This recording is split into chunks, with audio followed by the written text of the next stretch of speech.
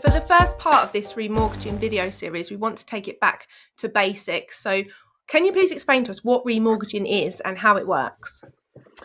Yeah, so simply put, remortgage is when you move your current mortgage deal to another on the same property. So you're renegotiating your current deal on that property, and you've also got the option as well, if you did need to, borrow more money. So how is it that remortgaging, how does remortgaging work? If you're in the process and you want to be able to remortgage, what is it that you need to do? So you've basically got two options. So what you can do is go approach your current lender and renegotiate a new deal, or you can apply to a new lender. So the latter, it will take a little bit more time. However, in the long run, it can save you a lot of money. So what are the different ways in which you can remortgage? So yeah, just following on from that. So remortgaging to a new lender, it's going to require credit checks, affordability checks, and property checks. So this is just to ensure that your circumstances meet the new lender's requirements, as each lender has slightly different criteria.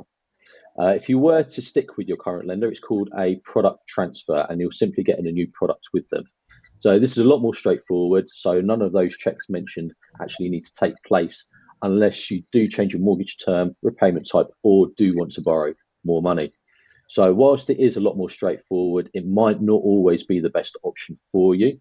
So a broker, preferably one that doesn't charge a fee for their advice, will be able to highlight both options for you and what is right for your personal circumstances. So obviously when you're buying a house for the first time, there are some quite stringent checks that you have to go through in terms of the affordability. Is this the same for remortgaging, or do you not need to be quite as conscious about your finances?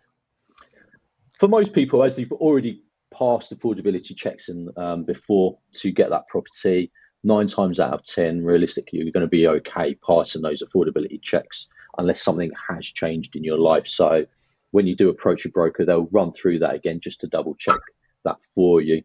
But most of the time, you wouldn't need to worry about that if you've already secured that mortgage on the property and your circumstances haven't really changed at all. But it will need to be taken into account.